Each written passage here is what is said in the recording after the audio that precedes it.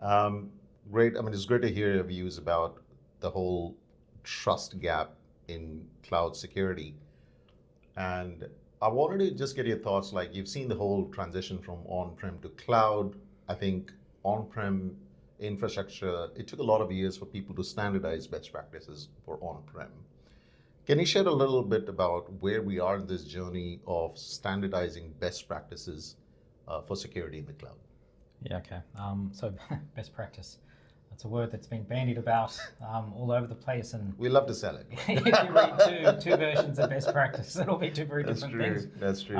So, from my point of view, there's best practice for you, right? Okay.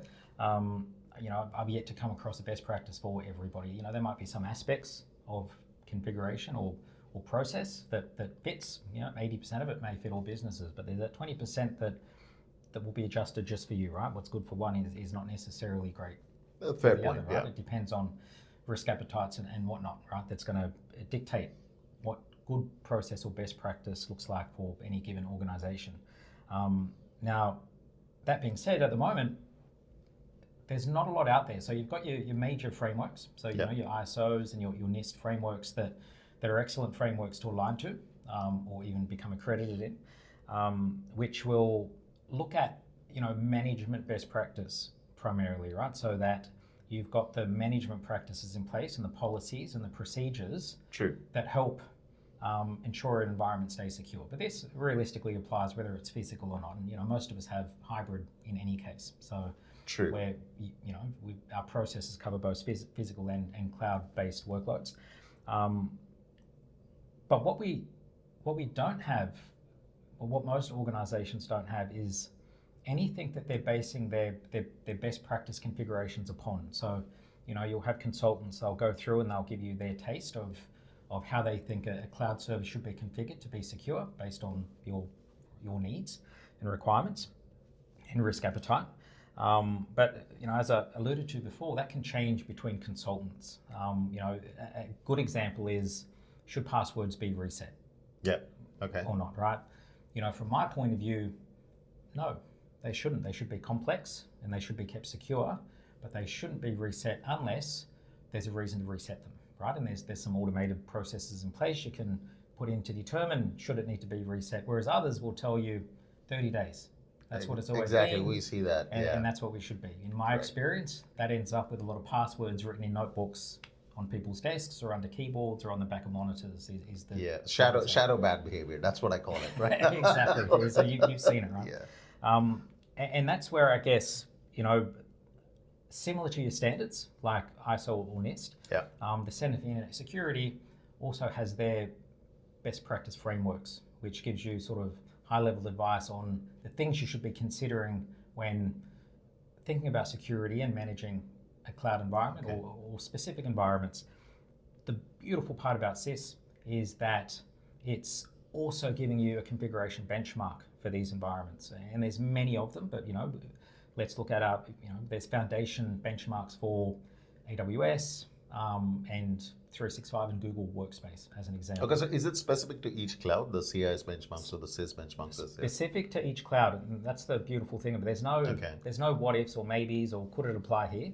These are configuration specific settings that are recommended for each cloud. The beautiful part about this is that it's not one person's view, right? This is a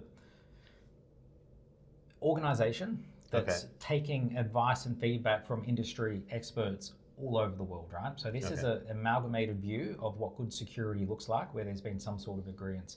That being said, you're likely not to get 100% compliance, right? Because not every configuration would make sense for your business. But you go into it making a considered choice. That the benchmarks for internet security, they very clearly define what the setting is, what the benefits of setting it are, and what the impact is.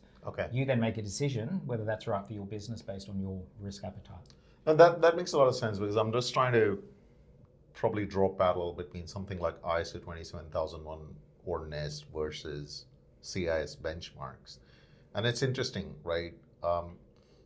ISO 27000 and even NIST to a lot of extent, they'll be guidelines, frameworks. Where CIS, what I'm hearing is like a benchmark, where you say, benchmark is a lot more prescriptive and probably, like very detailed in like the configuration should be on or off, or set up to complexity level, simple, medium, high.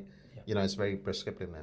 How does that like fit into this? The concept of the frameworks like ISO 27000, like, I'm just trying to see, like, in real practice, a company that's doing ISO 27001, they may feel very secure, and they may say, because ISO also has, one of the annex controls is about cloud security. I'm just trying to understand, where does the CIS benchmark then fit into that framework? Where would you use CIS, and where would you basically say, okay, I need to extend it? Is it an extension to ISO 27001, do you think? Or they're two completely separate things? Two completely separate things. The beautiful part about the CIS benchmarks is they fit all the other standards, right? Okay. 80% of all standards are the same. If I take an example, most standards will say you need to encrypt data at rest. Yeah. They don't dictate how that should be done. They don't tell you how it should That's be a done. fair point. Yeah, right? they don't. Yeah. They just say that should be done. And what you need to do in audits to validate your processes against those frameworks is to say that this is what I do to meet that control of encryption of data at rest. What the CIS benchmark does is says you should click on this menu item, go there, click this button, and make sure encryption at rest is on. Got it. It's a specific thing. Now, it goes further in that the benchmark also tells you, well, what ISO control does this belong to? Oh, wow, okay. Right, so once you've done a CIS review, next audit, when they ask you, okay, what controls do you have in place for X? Yes, you can tell them I'm using these 3 tools, but you can also tell them we've got these 3 technical controls via configuration in place that meet that control. So it makes audits a lot easier because you can tie specific configuration items back to specific control requirements for any of those sort of security frameworks. No, I can see that. Okay, so is it right if I put it that it basically fixes the trust gap between what the auditor wants and what people have implemented in their organization?